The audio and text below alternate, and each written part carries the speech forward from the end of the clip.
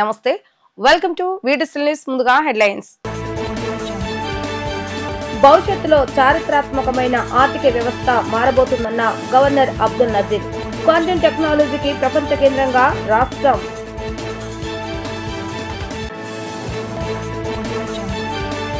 ముగ్గురు ముఖ్యమంత్రుల వద్ద పనిచేశా కానీ ఇలాంటి రాజకీయం ఎప్పుడూ చూడలేదన్న మంత్రి పార్థసారథి గెలిచిన ఓడిన నాయకుల ప్రజా సమస్యలపై హుందాగా మాట్లాడేవారని వెల్లడి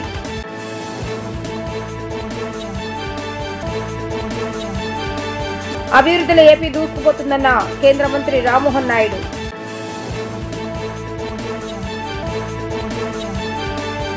క్వాంటమ్ టెక్నాలజీకి ప్రపంచ కేంద్రంగా రాష్ట్రాన్ని మార్చే లక్ష్యంతో ప్రతిష్టాత్మకమైన క్వాంటమ్ వ్యాలీ ప్రాజెక్టుకు సాంకేతిక పరిజ్ఞానంలో చారిత్రాత్మక పురోగతి సాధించడానికి ఆంధ్రప్రదేశ్ సిద్ధంగా ఉందని ఆంధ్రప్రదేశ్ గవర్నర్ ఎస్ అబ్దుల్ నజీర్ తెలిపారు.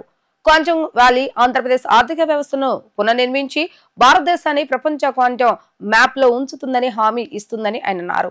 గుంటూరు జిల్లాలోని వడ్లమూడిలో జరిగిన Vignan foundation for science technology and research 13వ స్నాతకోత్సవానికి ఆంధ్రప్రదేశ్ గవర్నర్ ఎస్ అబ్దుల్ నజీర్ ముఖ్య అతిథిగా హాజరయ్యారు.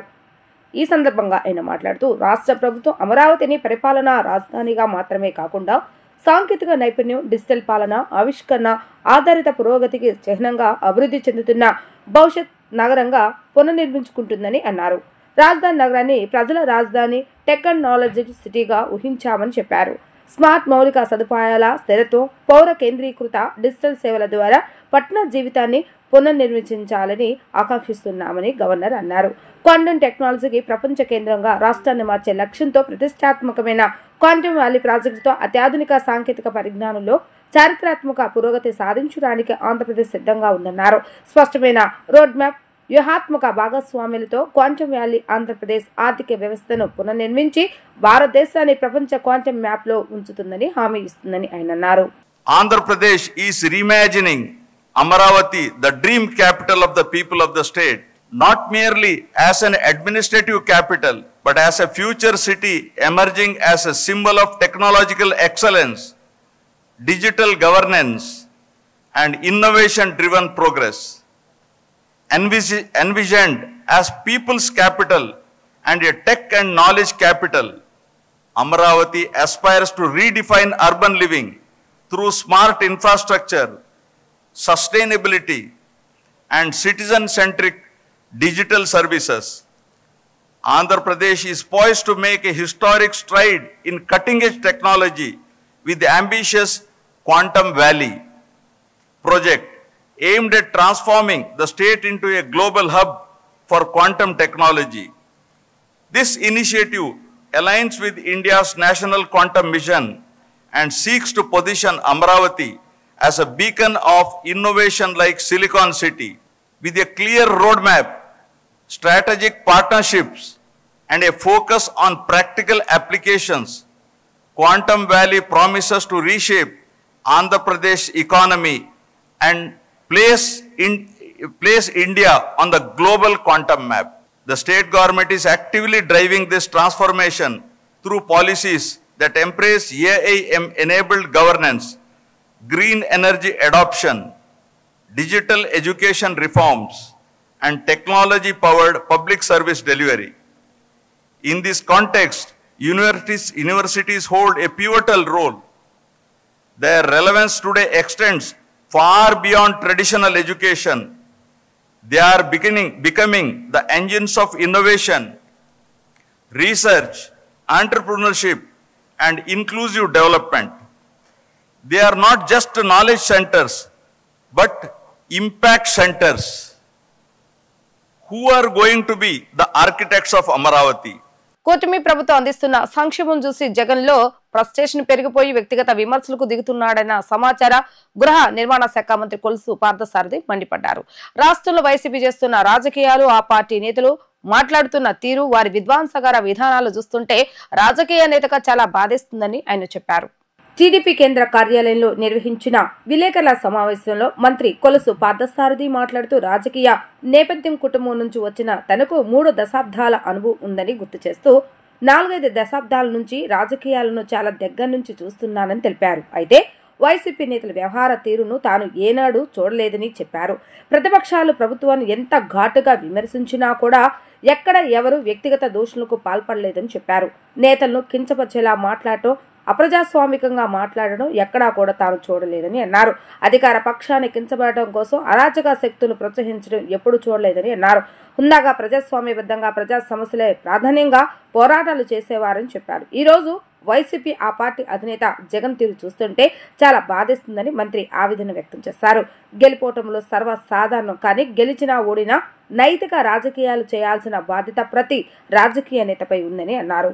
రాష్ట్రంలో వైఎస్ఆర్ కాంగ్రెస్ పార్టీ చేస్తున్న రాజకీయాలు, వాళ్ళు మాట్లాడుతున్న తీరు, వారు రాజకీయాల్లో ప్రోత్సహిస్తున్న విధ్వంసకర విధానాలు చూస్తూ ఉంటే రాజకీయాల్లో ఉన్న వ్యక్తిగా చాలా బాధేస్తుందని చెప్పేసి మనం చేస్తా ఉన్నాను. నేను కూడా 2.5-3 దశాబ్దాల నుంచి రాజకీయాల్లో ఉన్నాను. నా తండ్రి కూడా ఎమ్మెల్యేగా, ఎంపీగా పనిచేయటం మూలంగా రాజకీయాల్ని చాలా దగ్గరగా 4-5 దశాబ్దాల నుంచి చూస్తూ ఉన్నాను. కానీ ఇటువంటి పరిస్థితి, ఇటువంటి వాతావరణం, ఈ విధంగా వ్యవహరించిన ప్రతిపక్షం ఏనాడు కూడా లేదన్నది ప్రజలందరూ కూడా అర్థం చేసుకున్నారు. కానీ ఈరోజు వైఎస్ఆర్ కాంగ్రెస్ పార్టీ జగన్మోహన్ రెడ్డి గారు తీరు చూస్తూ ఉంటే చాలా బాధ వేస్తుందని చెప్పేసి మనం చేస్తూ ఉన్నాం. గెలుపు ఓటములు సర్వసాధారణం, కానీ ప్రతి వ్యక్తి కూడా గెలిచినా ఓడినా కూడా నైతిక రాజకీయాలు, హుందా రాజకీయాలు చేయాల్సిన బాధ్యత ప్రతి రాజకీయ నాయకుడి మీద కూడా ఉంటుందని చెప్పేసి నేను భావిస్తూ ఉన్నాను. బహుశా వై నాట్ 175 నుంచి 11 స్థానాలకి పడిపోవటం మూలంగా ఆయన ఈ విధంగా అనైతికంగా, అప్రజాస్వామికంగా, విధ్వంసకర పరిస్థితులను ప్రోత్సహించే విధంగా ప్రవర్తిస్తున్నారని చెప్పేసి నేను భావిస్తా ఉన్నాను. ఆయన మాట్లాడే భాష కానివ్వండి, అవన్నీ ఒక ముఖ్యమంత్రిగా చేసిన వ్యక్తి బాధ్యతాయుతంగా మాట్లాడాలి. ఎవరైనా వారి పార్టీలో చిన్న కింద స్థాయి నాయకులు ఎవరైనా మాట్లాడితే వారిని మందలించాలి. ఆ స్థాయి నాయకులు ఆదర్శంగా, సమాజానికి ఆదర్శంగా, తనకంటే కింద స్థాయిలో ఉన్న రాజకీయ నాయకులకి ఒక ఎగ్జాంపుల్గా ఉండాలి తప్పితే ఆ విధంగా అనైతికంగా మాట్లాడటం అనేది చాలా తప్పని చెప్పేసి నేను భావిస్తా ఉన్నాను. నేను ప్రేమతో మందలించేవాళ్ళు, మీరు ప్రజాస్వామ్యబద్ధంగా మాట్లాడాలి, ఆదర్శవంతంగా మీరు మాట్లాడాలి, మీరు మంత్రులుగా, శాసనసభ్యులుగా అయిన తర్వాత మీ భాషను మార్చుకోవాలని చెప్పేసి మందలించారే తప్పితే మమ్మల్ని ఎక్కడా కూడా ప్రోత్సహించలేదని చెప్పేసి ఈ సందర్భంగా నేను మనం చేస్తా ఉన్నాను. అభివృద్ధిలో ఏపీ ప్రభుత్వం దూసుకుపోతుందని కేంద్ర మంత్రి రామ్మోహన్ నాయుడు అన్నారు. ఇవాళ రాష్ట్రానికి శుభదినమని చెప్పారు. ఎన్నికలకు ముందు రైతులకు ఇచ్చిన హామీని నిలబెట్టుకున్నామని, అదే రోజు రోడ్లకు ప్రారంభోత్సవాలు, శంకుస్థాపనలు చేసుకోవడం ఆనందంగా ఉందన్నారు. మంగళగిరి వేదికగా నిర్వహించిన కార్యక్రమంలో రాష్ట్రంలోని దాదాపు 5,000 కోట్ల విలువైన జాతీయ రహదారులకు కేంద్ర మంత్రి నితిన్ గడ్కరీ శంకుస్థాపన, ప్రారంభోత్సవాలు చేశారన్నారు. ప్రధాని మోడీ, చంద్రబాబు నాయుడు, పవన్ కళ్యాణ్ వల్ల అన్ని రంగాల్లో ముందుకు వెళ్తున్నామని అన్నారు. అన్నదాత సుఖీభవ పీఎం కిసాన్ సమ్మాన్ నిధి యోజన ద్వారా చేసినటువంటి బ్రహ్మాండమైనటువంటి కార్యక్రమం, కూటమి ప్రభుత్వం ఏర్పడక ముందు రైతుల దగ్గరకు వెళ్లి ఏ హామీ అయితే ఇచ్చామో ఆ హామీ నిలబెట్టుకున్నటువంటి రోజుగా ఈ రోజు రాష్ట్రంలో ఉన్నటువంటి ప్రతి రైతు ఆనందంగా ఉండే విధంగా ఆ కార్యక్రమాన్ని ఈరోజు చేయడం మనందరికీ కూడా చాలా శుభసూచకం. ఒక పక్కన ఆ కార్యక్రమం అయితే మరొక పక్కన ఆంధ్రప్రదేశ్ రాష్ట్ర అభివృద్ధికి మూలం, అలాగే ఒక ఫౌండేషన్ ఇచ్చే విధంగా ఎన్నో రోడ్స్ని ఈరోజు మనం శంకుస్థాపన చేసుకోవడం, ఒక 2 ప్రారంభోత్సవం కూడా చేసుకోవడం మరొక శుభదినంగా భావిస్తున్నాను. అయితే ఈ శుభగడియలు కేవలం నాయకులందరూ కలిసినప్పుడే కాదు, ఏ రోజైతే రాష్ట్ర ప్రజలందరూ కూడా నిర్ణయించుకొని రికార్డు స్థాయి మెజారిటీలో ఆంధ్రప్రదేశ్ రాష్ట్రంలో కూటమి ప్రభుత్వాన్ని ఏర్పాటు చేశారో ఆ రోజు నుంచి ఈ రోజు వరకు ప్రతి రోజు కూడా మనకి శుభదినమే, ప్రతి గడియ కూడా శుభ గడియలుగానే మనం అందరం కూడా ముందుకు నడిపిస్తున్నామని తెలియజేస్తున్నాను. ఈ రాష్ట్ర ప్రభుత్వం, కేంద్ర ప్రభుత్వం తాలూకా సమగ్ర ఆలోచన ఏ రకంగా నడుస్తుందో ప్రజలందరూ కూడా గమనించాలని కూడా తెలియజేస్తున్నాను. ప్రజలు ముఖ్యంగా గమనించాల్సినటువంటిది, ఆ రోజు చేయలేంది ఈ రోజు ఎందుకు చేస్తున్నాం? నాయకత్వంలో వచ్చినటువంటి మార్పు. మనకున్నటువంటి నాయకత్వం ప్రజల కోసం ఆలోచించే నాయకత్వం, రాష్ట్రం కోసం, రాష్ట్ర భవిష్యత్తు గురించి ఆలోచించే నాయకత్వం, రేపు రాబోయే తరం గురించి ఆలోచించే నాయకత్వం. అందుకనే ఒక పక్కన మీరు చూస్తున్నటువంటి నాయకుడు ఈరోజు బండి తీస్తే మామిడికాయలు దొరికితే మామిడికాయలు తొక్కుకుంటూ వెళ్తున్నాడు. మామిడికాయలు దొరకకపోతే తలకాయలు దొరికితే తలకాయలు తొక్కుకుంటూ వెళ్తున్నాడు. ఆంధ్రప్రదేశ్ రాష్ట్ర భవిష్యత్తును తొక్కుకుంటూ వెళ్తున్నాడు. ఎక్కడ మంచి పని జరుగుతుందనంటే ఆ మంచి పని ఎలా జరగకుండా చేయాలని ఆలోచిస్తున్నాడు. మరొక పక్కన మనకున్నటువంటి నాయకత్వం అందరినీ కూడా కలుపుకొని తీసుకొని వెళ్తూ ఆంధ్రప్రదేశ్ రాష్ట్రమే కాదు, తెలుగు వాళ్ళు ఎక్కడ ఉన్నా, ప్రపంచంలో ఏ మూల ఉన్నా సరే అందరికీ కూడా మన ప్రభుత్వం సహకరిస్తూ ముందుకు నడిపించాలని ఒక గొప్ప ఆలోచనతో చేస్తున్నటువంటి ఈ కార్యక్రమం నిరంతరం కూడా కొనసాగాలి. మనకు జరుగుతున్నటువంటి తప్పులు ఏంటంటే చెట్టును మనం నాటి నీళ్లు పోసి తీరా కాయలు కోసుకునే టైంకి ఒక కషాయవాడిని పెట్టి ఆ కాయలే కాకుండా చెట్టును కూడా నరికే పరిస్థితి ఆంధ్రప్రదేశ్ రాష్ట్రంలో వచ్చి ఎందుకు మనం బాగుపడట్లేదని తిరిగి మనకే ప్రశ్న అడుగుకుంటే అది ఎంతవరకు న్యాయమో రాష్ట్ర ప్రజలు కూడా ఆలోచించాలి. ఇంత గొప్ప నాయకత్వం దేవుడిచ్చిన వరం, ఇంత గొప్ప ప్రభుత్వం దేవుడు ఇచ్చినటువంటి ఒక అవకాశం, ఆ అవకాశాన్ని పూర్తి శాతం మనం సద్వినియోగం చేసుకొని దేశంలోనే కాదు ప్రపంచంలోనే ఒక ఉన్నతమైనటువంటి ప్రాంతంగా ఆంధ్రప్రదేశ్ రాష్ట్రాన్ని తీర్చిదిద్దడానికి మన తెలుగు ప్రజలు, రాష్ట్ర ప్రజలు అందరూ కూడా కలిసికట్టుగా ముందుకు రావాలని ఈ సభాముఖంగా కోరుకుంటూ గడ్కరీ గారికి ప్రత్యేకమైనటువంటి ధన్యవాదాలు కూడా ఈ సందర్భంగా తెలియజేస్తున్నాను. గత ప్రభుత్వం వదిలి వెళ్లిన 26,000 కోట్ల అప్పులు తీర్చినట్లుగా biodiversity board chairman Nelapallam Vijay Kumar అన్నారు. విద్య ఫీజు, ధాన్యం, రైతులు బకాయిలు చెల్లిస్తున్నామని అన్నారు. కూటమి ప్రభుత్వం అధికారంలోకి వచ్చిన వెంటనే ఫీజులు పెంచి ఇచ్చామని చెప్పారు. ఎన్నికల హామీ మేరకు తల్లికి వందనం ఇస్తున్నామని అన్నారు. జగన్ చేసిన విధ్వంసం అంతా ఇంత కాదని మండిపడ్డారు. కూటమి ప్రభుత్వం అధికారంలోకి వచ్చాక మద్యం ధరలు తగ్గించామని తెలిపారు. అయినా ఆదాయం పెరిగిందని వివరించారు. వైఎస్ఆర్సీపీ హయాంలో లిక్కర్ డబ్బు ఖజానాలకు చేరలేదని ధ్వజమెత్తారు. ఆ డబ్బంతా బయటకు వెళ్లిందని మండిపడ్డారు. మద్యం ఆదాయం చాలా వరకు ఆ పార్టీ నాయకుల ఖాతాలోకి మళ్లిందని విజయ్ కుమార్ పేర్కొన్నారు. మీరు విడిచి వెళ్ళిపోయిన 3,400 రూపాయలు విద్యా ఫీజు బకాయిలు కొద్దిగా చెల్లించుకుంటూ వస్తున్నాం. మీరు వదిలి వెళ్ళిపోయిన ధాన్యం బకాయిలు 1,600 కోట్లు చెల్లించాం. ఇన్ని బకాయిలు చెల్లించి కూడా మేము అప్పు చేయలేదు. రాగానే పెన్షన్ వచ్చిన రోజే 1,000 రూపాయలు పెన్షన్ పెంచాం. అంటే ప్రతి నెల 500 కోట్లు ఎక్స్ట్రా, అంటే ఒక సంవత్సరానికి 6,000 కోట్ల రూపాయలు అదనపు దాని ఖర్చు మాకు. మేమే అనుకోవాలి, ఎందుకంటే సంక్షేమ కార్యక్రమాలు మనం సంపాదించాలి, సంక్షేమ కార్యక్రమాలు కొనసాగించాలి అనే ఉద్దేశంతో మీ అధికారంలో ఉన్న ఏప్రిల్, మే, జూన్ లాస్ట్ ఇయర్ దాని బకాయిలు కూడా కట్టాం. ఈ సంవత్సరం 11,300 కోట్ల రూపాయలు తల్లికి వందనం. మీరు 5-6 వేల కోట్ల రూపాయలు కూడా వేసేవాళ్ళు గారు, ఒక్క విద్యార్థికి ఇచ్చేవాళ్ళు అంతే. మీరు అది కూడా 1,00,000 కోట్లు పెట్టి మేము ఇంట్లో ఎంతమందికి ఉంటే అంతమందికి అని చెప్పి 11,300 కోట్ల రూపాయలు ఇచ్చాం. మరి ఈ ఖర్చులన్నీ పెట్టిన తర్వాత కూడా మేము అప్పులు తక్కువ చేశామే. ఎలా? మీ యొక్క తప్ప, మీ టీం తప్ప, మీ టీంకి రాదా? మీరు పెట్టుకున్న ఆర్థిక మంత్రి ఏం చేయలేకపోయాడా? మళ్ళీ అదే అధికారులు మా దగ్గర ఉండేది, మేమే కొత్త అధికారులు ఏం తెచ్చుకోలేదు కదా. మీరు చెప్పొచ్చు మాకంటే మీరు ఒక 4 షాపులు ఎక్స్ట్రా పెట్టారు, తాగేవాళ్ళు సేమే కదా. కానీ మీరు ఒక్కొక్క బాటిల్ మీద ఎవరైతే మందు కొడతారో, నేను పెద్ద కొట్టను, కానీ ఎవరైతే మందు కొడతారో వాళ్ళని అడిగితే కరెక్ట్గా చెప్తారు. ఒక్కొక్క బాటిల్ మీద 400% వరకు మీరు రేట్లు పెంచారు. మేము రాగానే ఆ 400% రేట్లను తగ్గించాము, మామూలు రేట్లకి తెచ్చాము, 99 రూపాయలు కూడా బాటిల్ ఇస్తున్నాము అని చెప్తున్నారు. సో మేమేమో రేట్లు తగ్గించాము, మీరేమో 400% రేట్లు పెంచారు. కానీ మాకేమో ఆదాయం ఎక్కువ వచ్చింది, మీరేమో రేట్లు పెంచారు, మీకేమో మీ హయాంలో ఆదాయం తక్కువ వస్తుంది. పెంచిన షాపుల సంఖ్య చాలా స్వల్పం.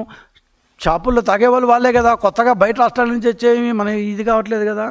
అంటే దీనివల్ల తెలిసింది ఏంటంటే, జగన్మోహన్ రెడ్డి గారు మీ హయాంలో లిక్కర్ డబ్బు మొత్తం ఖజానాలోకి చేరకుండా బయట నుంచి అటు నుంచి అటే వెళ్ళిపోయింది. ఇదే లిక్కర్ స్కామ్ అంటే. లిక్కర్ స్కామ్ అంటే ఏమే కాదు, మీరు డిస్టిలరీని లీజ్ తీసుకునేసి వేరే వాళ్ళ డిస్టిలరీని దాంట్లో తయారు చేయించి ఏపీబీసీలకు ఇవ్వకుండా నేరుగా షాపులకి ఇచ్చేసి ఆ డబ్బును గోతాలు వేసి హైదరాబాదుకో ఇంకోటికో బంగారు షాపులకో అక్కడికి పంపించేస్తుంది. ఖజానాలోకి డబ్బులు రాలేదు.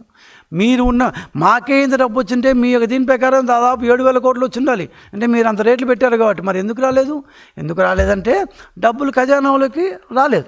భారత solvent extractors association, all India cotton seed crushers association సంయుక్తంగా 6వ కాటన్ సీడ్ ఆయిల్ మరియు మిల్ కన్క్లేవ్ 2025ను విజయవాడలోని హోటల్లో వివాంతాలో ప్రారంభించారు. కాటన్ సీడ్స్ ను పునర్జీవితం చేయటం, ఆయిల్ మిల్ మరియు ఇతర ప్రగతికి మార్గాలు అంశంతో ప్రారంభమైన ఈ 2 రోజుల సదస్సులో పరిశ్రమ నిపుణులు, శాస్త్రవేత్తలు, వ్యాపారవేత్తలు, ప్రజాప్రతినిధులు తదితరులు పాల్గొన్నారు. పొన్నూరు ఎమ్మెల్యే దూలిపల్లి నరేంద్ర ఈ కార్యక్రమాన్ని ప్రారంభించారు. కాటన్ 360 టెక్నాలజీ, ఇన్నోవేషన్లు, న్యూట్రిషన్, ప్యాకేజింగ్, మార్కెటింగ్, ఫోస్టెక్టింగ్ తదితర అంశాలపై చర్చలు జరిగాయి. కాటన్ సాగు తగ్గుదలపై ఆందోళన వ్యక్తం చేసిన నిపుణులు కాటన్ సీడ్స్ లో ఉన్న అపారమైన అవకాశాలను వినియోగించుకోవాల్సిన అవసరం ఉందని వివరించారు. ఈ సందర్భంగా ప్రతినిధులు నిలేష్ పటేల్ ఇన్నోవేషన్ అవార్డులు కూడా అందజేశారు. Being held on the cotton seed is very, very educative and it is very important. Our main theme is how we are going to see that our demand and supply, the gap between that one is getting reduced, and that's a very one of the purpose for all these things. Cottonseed oil obviously is one of the best. Cottonseed oil is one of the best oils for cooking, especially for deep frying, and that knowledge is not there across the country right now.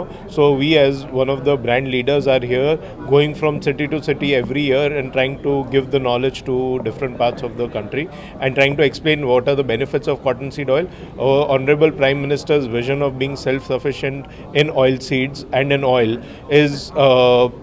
can be achieved by using more of cottonseed oil or our indigenous oils, and that knowledge we need to pass on to the customers and how they can use it the best.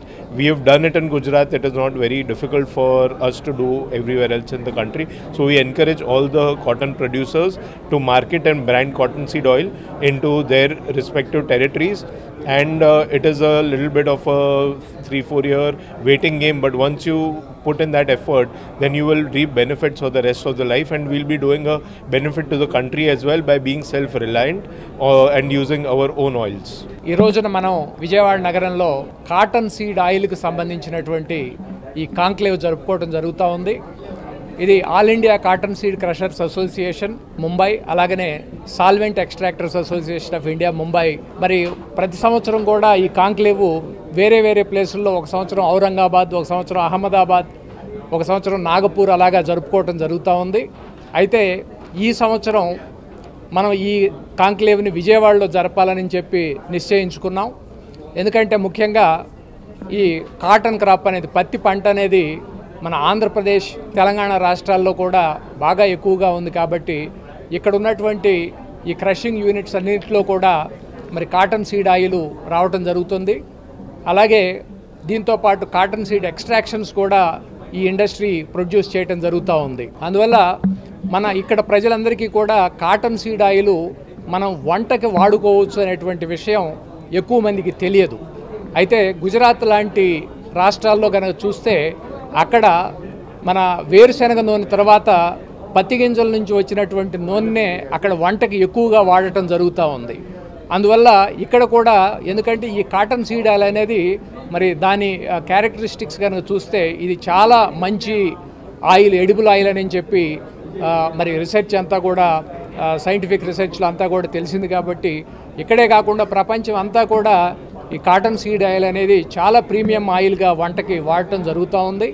అందువల్ల ఇక్కడ మనం ఈ ఆయిల్ని మన రాష్ట్రంలో ఏదైతే మనం పండుతూ ఉందో ఈ పంట, ఇక్కడ ఆయిల్ ఇక్కడనే కన్జ్యూమ్ అయ్యే విధంగా ఇక్కడ ప్రజలకి ఈ విషయం తెలియజేసేదానికి, అలాగే ఈ ఇండస్ట్రీలో ప్రొడ్యూస్ చేసేటువంటి కాటన్ సీడ్ మీల్, దాన్ని కూడా అంటే కాటన్ సీడ్ ఎక్స్ట్రాక్షన్స్ అంటాం, పత్తి పిండి అంటాం, అది కూడా ఇక్కడ ఉన్నటువంటి క్యాటిల్కి ఎంతో ఉపయోగకరంగా ఉంటుంది. ఇది మంచి ప్రోటీన్ మెటీరియల్ కాబట్టి మరి మనకున్నటువంటి ఇక్కడ క్యాటిల్ అన్నిటికీ కూడా ఇది చాలా ఉపయోగంగా ఉంటుందనేటువంటి విషయాన్ని ఇక్కడ ఉన్నటువంటి ప్రజలకు అందరికీ కూడా తెలియజేసేదానికి ఈ కాంక్లేవ్ అనేది ఇక్కడ జరుపుకొని మనం ఈ ఏరియాలో కూడా ఇది పాపులరైజ్ చేయటం కోసం మరి ప్రజలందరికీ కూడా, మళ్ళీ అలాగే మన రాష్ట్రానికి కూడా, ఎకానమీకి కూడా ఎంతో ఉపయోగకరంగా ఉండేట్టుగా ఈ కాంక్లేవ్ని జరపడం జరిగింది.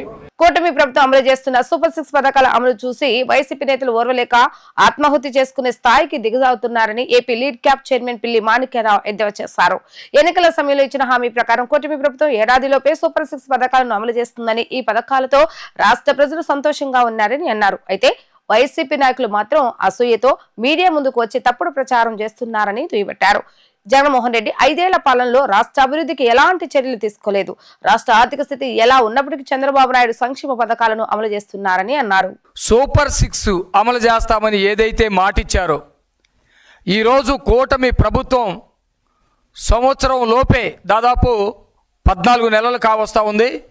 14 నెలల లోపే దాదాపుగా అన్ని పథకాలు అమలు చేసేటువంటి పరిస్థితి చూసి జగన్ సైకో ముఠా ఓర్చుకోలేక ఈరోజు ఆత్మాహుతి చేసుకునేటువంటి పరిస్థితికి దిగజారుతూ ఉన్నారు.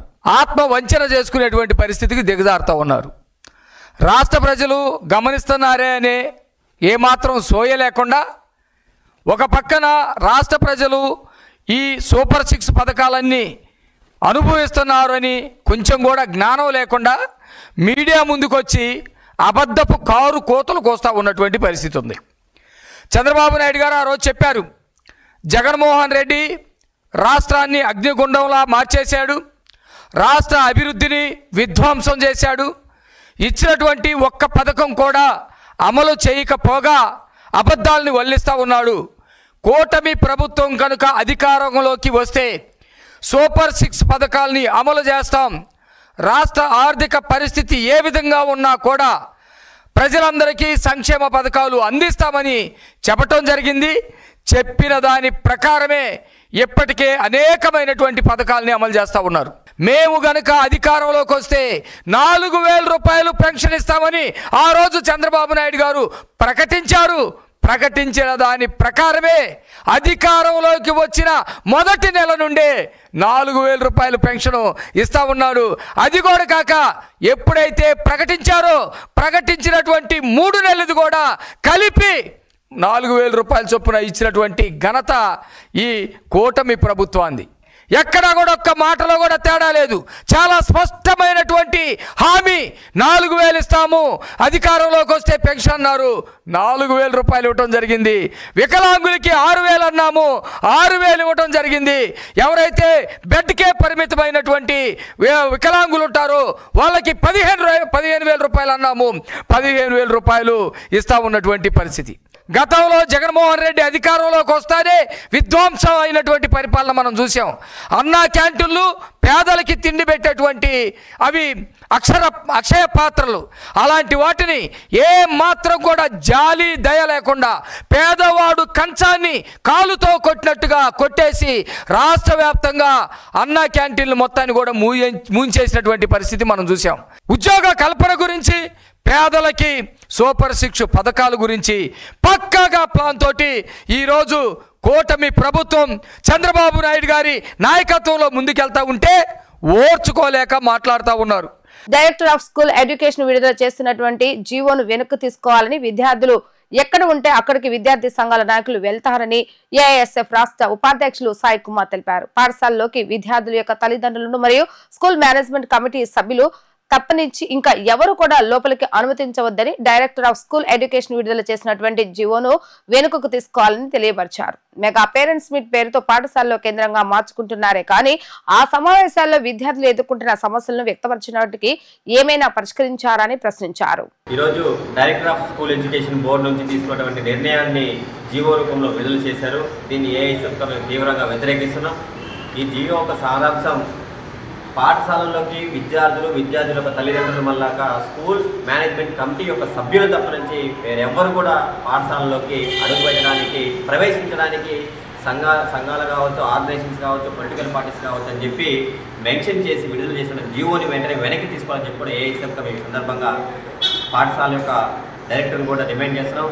దీనిపైన విద్యాశాఖ మంత్రి కూడా నారా లోకేష్ గారు కూడా స్పందించాలని చెప్పి కూడా వెంటనే ఈ సందర్భంగా మేము కోరుతున్నాం.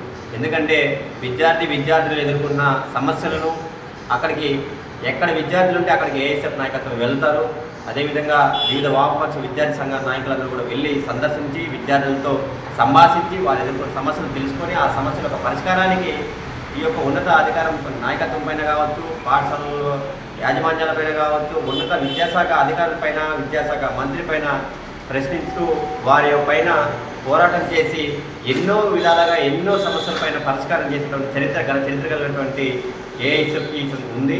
అదేవిధంగా ఇప్పుడు ఈ ప్రభుత్వం అధికారంలోకి వచ్చిన తర్వాత ఎన్నడూ లేని విధంగా జీవోలు తీసుకొచ్చి మీరు పాఠశాలలోకి వెళ్ళకూడదు, విద్యార్థులతో మాట్లాడకూడదు అని చెప్పి ఏ విధంగా అయితే పాఠశాలకి గేట్లు వేసి ఉంటారో, కళాశాలలోకి గేట్లు వేసి ఉంటారో ఆ విధంగా బౌండరీ లెక్క పెట్టి పిల్లలు తప్ప నుంచి ఎవరు కూడా లోపల ప్రవేశించవద్దంటే ఏఐఎస్ఎఫ్గా మేము చూస్తూ ఊరికి మీద లేదు. దీనిపైన తీసుకున్నటువంటి నిర్ణయాన్ని వెనక్కి తీసుకోకపోతే ఏఐఎస్ఎఫ్గా పెద్ద ఎత్తున ఆందోళన కార్యక్రమాలు చేపడతామని చెప్పి ఈ సందర్భంగా మేము తెలియజేస్తున్నాం. ఎందుకంటే ఇప్పటివరకు మీరు ఎందుకు భయపడుతున్నారు, ఇప్పుడున్నటువంటి అధికార పార్టీ నాయకత్వం ఎందుకు భయపడుతున్నారు, పాఠశాలలోకి ఎవరి ప్రవేశం ఇచ్చకూడదంటే ఎందుకు భయపడుతున్నారు అంటే మీరు విద్యార్థులకు ఇచ్చిన హామీలు అమలు పరచలేదన్నా, లేకపోతే తల్లికి వందనంలో 2000 కట్ చేసి పాఠశాలలో ఉన్నటువంటి వాష్రూమ్స్ని అక్కడ క్లీన్ చేయడానికి ఉపయోగిస్తామని చెప్పారు. మరి అవన్నీ కూడా పనిచేయకుండా ఆ డబ్బులన్న ఆ ధనాన్ని అంతా కూడా మీరు ఏమైనా అధికార పార్టీ నాయకత్వం ఏమైనా జోబులు నింపుకుంటుందా? ఇవన్నీ కూడా ఎక్కడ ఏఐఎస్ఎఫ్ నాయకత్వం చూసి ఇవన్నీ ప్రశ్నిస్తారని చెప్పి భయపడి ఈ విధంగా విద్యార్థి సంఘాల నాయకులు కానీ ఎవరిని కూడా లోపలికి రావించద్దు, ప్రవేశించద్దని చెప్పి మీరు ఈ పద్ధతిలో రిస్ట్రిక్ట్ చేయడం సరైన పద్ధతి కాదు. మరీ ముఖ్యంగా విద్యార్థులతో పేరెంట్స్ మీటింగ్ అని చెప్పి చెప్తున్నారు, మీరే ఈ జీవోలో మెన్షన్ చేశారు. మరి మేము అడుగుతున్నాం, విద్యార్థుల దగ్గరికి విద్యార్థుల యొక్క తల్లిదండ్రులు తప్పనించి ఇంకెవరు పోకూడదు. పేరెంట్స్ మీట్ అన్నప్పుడు విద్యార్థులు పేరెంట్స్ మాత్రమే పాఠశాలలోకి వెళ్ళాలి. మరి వారి తప్పనించి మీరు అధికారం పార్టీలో ఉన్నటువంటి నాయకత్వం ఎందుకు, ఎమ్మెల్యేలు ఎంపీలు మీ అధికార పార్టీ టీడీపీ జనసేన నాయకత్వం ఎందుకు పాఠశాలలోకి వెళ్ళి అక్కడ మీరు చీఫ్ గెస్ట్లుగా అక్కడ పేరెంట్స్ మీట్కి ఎందుకు మీరు పేరెంట్స్ మీట్ 1కి 2.0కి ఇవన్నీ కూడా మీరు అక్కడ గిన్నిస్ బుక్ రికార్డు పొందడానికి మీ యొక్క పార్టీ నాయకత్వం ఎందుకు ఆ విధంగా మీరు చీఫ్ గెస్ట్లుగా అటెండ్ అవుతున్నారు? ఈ సందర్భం మేము అడుగుతున్నాం, మీరు సమాధానం చెప్పాలని చెప్పి విద్యాశాఖ మంత్రి కూడా మేము అడుగుతున్నాం. మీరు అంటున్నారు కదా విద్యార్థుల యొక్క తల్లిదండ్రులు అదేవిధంగా స్కూల్ మేనేజ్మెంట్ కమిటీ సభ్యులు తప్ప నుంచి ఎవరు వెళ్ళకూడదంటే మీరు ఎందుకు వెళ్తున్నారు? అధికార పార్టీ నాయకత్వం పాఠశాల లోపలికి ఎందుకు వెళ్తుంది? దీంట్లో ఇంకోటి కూడా మెన్షన్ చేశారు, ఏ పార్టీ నాయకత్వం వెళ్ళకూడదు, shawls political parties political symbols వెళ్ళకూడదని మెన్షన్ చేశారు కదా. మరి ఇక్కడ ఉన్నటువంటి ప్రొహిబిటెడ్ టు పొలిటికల్ సింబల్స్ అన్నారు. మీరు ప్రొహిబిటెడ్ టు పొలిటికల్ సింబల్స్ అన్నప్పుడు టీడీపీ నాయకత్వానికి వర్తించదా, జనసేన నాయకత్వానికి వర్తించదా, బీజేపీ నాయకత్వానికి వర్తించదా అని చెప్పి కూడా ఈ సందర్భంగా మేము అడుగుతున్నాం. మేమైతే మీ పొలిటికల్ పార్టీ కదా, మీ పొలిటికల్ సింబల్స్ కదా, మీ పొలిటికల్ జెండాలు కావా, అజెండా కదా. మీ అజెండాని ఈరోజు పాఠశాలలో చిన్న వయసులో ఏమీ తెలియనటువంటి పిల్లల దగ్గరికి వెళ్ళి రాజకీయాలు చేస్తున్నారు. ఏదో మీరే సాధించి విద్యార్థుల కోసం విద్యారంగం అభివృద్ధి కోసం మీరే చేసినట్టుగా ఏదో పేరెంట్స్ మీట్ ఒక మీటింగ్ పెట్టి మీటింగ్లో సందేశం ఏమిటి, మీ అజెండా ఏంటి, విద్యార్థులు ఎందుకు సమస్యల పరిష్కారం, మరి ఆ మీటింగ్లో ఏం సమస్యల పరిష్కారం చేశారని చెప్పండి. చేసేది ఏమీ లేదు, మీటింగ్లు పెడతారు కానీ సమస్యల పరిష్కారం లేదు. అదేవిధంగా మీరు పొలిటికల్ పార్టీ యొక్క అజెండాని ఈరోజు ప్రచారం చేసుకోవడానికి చిన్న పిల్లల దగ్గరికి వెళ్ళి కూడా రాజకీయాలు చేస్తున్నారు. కాబట్టి ఇది మాత్రం మీకు రాజకీయ పార్టీగా మీకు అనిపిస్తుంది కానీ విద్యార్థి సంఘాలుగా అదేవిధంగా అక్కడ ఏదైనా మంచి చేద్దాం, వాళ్ళకి మంచి మెరుగైన సౌకర్యాలు అందిస్తామని చెప్పి అందుతున్నాయి తెలియజేయడానికి తెలుసుకోవడానికి వెళ్తే మాత్రం అలాంటి వాళ్ళు లోపలికి రావడం అని చెప్పి జీవో కాపీ తీసుకొచ్చి దీన్ని వెనక్కి తీసుకోవాలని చెప్పి కూడా ఏఐఎస్ఎఫ్ ఈ సందర్భంగా రాష్ట్ర ప్రభుత్వం అదేవిధంగా స్కూల్ ఎడ్యుకేషన్ బోర్డుని డిమాండ్ చేస్తున్నాం. లేదంటే పెద్ద ఎత్తున రాష్ట్ర వ్యాప్తంగా ఆందోళన కార్యక్రమం శ్రీకారం చుట్టామని చెప్పి కూడా ఈ సందర్భంగా తెలియజేస్తున్నాం. దేశంలోని రైతులకు పెట్టుబడి సహాయం చేస్తున్న ప్రధానమంత్రి నరేంద్ర మోడీ అభినందనలని కేంద్ర గ్రామీణాభివృద్ధి కమ్యూనికేషన్ల శాఖ సహాయ మంత్రి పెమ్మసాని చంద్రశేఖర్ కొనియాడారు. రాష్ట్రంలో 46 లక్షల మంది రైతులకు పీఎం కిసాన్ సమాన్ నిధి కింద కేంద్ర ప్రభుత్వం ఆర్థిక సహాయం అందజేస్తుందని స్పష్టం చేశారు. లాంఫామ్ లో ఏర్పాటు చేసిన కిసాన్ సమాన్ కార్యక్రమానికి ముఖ్య అతిథిగా కేంద్ర గ్రామీణాభివృద్ధి కమ్యూనికేషన్ల శాఖ సహాయ మంత్రి పెమ్మసాని చంద్రశేఖర్ పాల్గొని రైతులకు మంత్రి చెక్కులు అందజేశారు. అనంతరం కేంద్ర మంత్రి పెమ్మసాని చంద్రశేఖర్ మాట్లాడుతూ దేశంలోని రైతులకు పెట్టుబడి సహాయం చేస్తున్న ప్రధానమంత్రి నరేంద్ర మోడీ అభినందనీయులని అన్నారు. రాష్ట్రంలో 46 లక్షల మంది రైతులకు పీఎం కిసాన్ సమాన్ నిధి కింద కేంద్ర ప్రభుత్వం ఆర్థిక సహాయం అందజేస్తుందని అన్నారు. రాష్ట్రంలో సీఎం చంద్రబాబు నాయుడు 14,000 రూపాయలు అదనంగా అందజేస్తున్నట్లుగా కేంద్ర గ్రామీణాభివృద్ధి కమ్యూనికేషన్ల శాఖ సహాయ మంత్రి పెమ్మసాని చంద్రశేఖర్ తెలిపారు. ఈ కార్యక్రమంలో Prathipadu MLA B Ramanjaneyulu, ICAR 10వ జోన్ సంచాలకులు ఎస్కేఎన్ మీరా, అంగురూరు వీసీ శారదా జయలక్ష్మి, లాం కృషి విజ్ఞాన కేంద్ర అధిపతి యోగేంద్ర కుమార్ రైతులు తదితరులు పాల్గొన్నారు.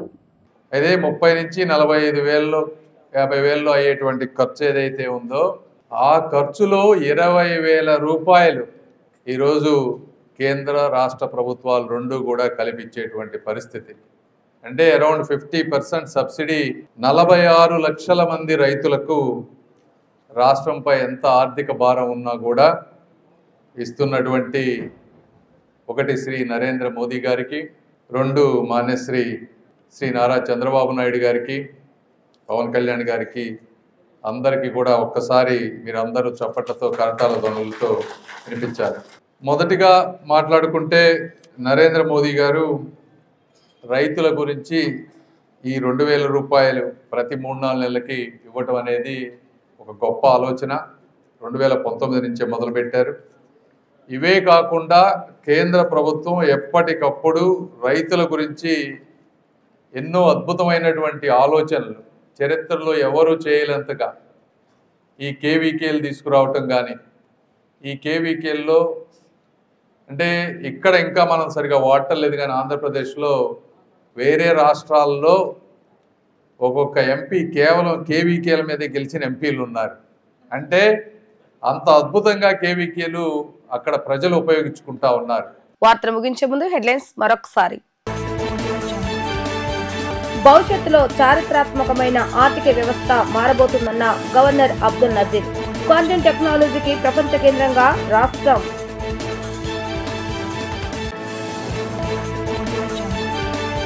ముగ్గురు ముఖ్యమంత్రుల వద్ద పనిచేశా కానీ ఇలాంటి రాజకీయం ఎప్పుడూ చూడలేదన్న మంత్రి పార్థసారథి. గెలిచిన ఓడిన నాయకుల ప్రజా సమస్యలపై హుందాగా మాట్లాడేవారని వెల్లడి.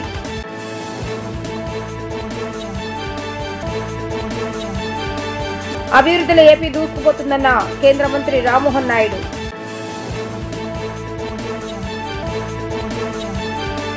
ఇవి ఈరోజు వార్తా విశేషాలు. మరలా తిరిగి ప్రసారమైన వార్తలు మళ్ళీ కలుద్దాం. అంతవరకు సెలవు. నమస్కారం.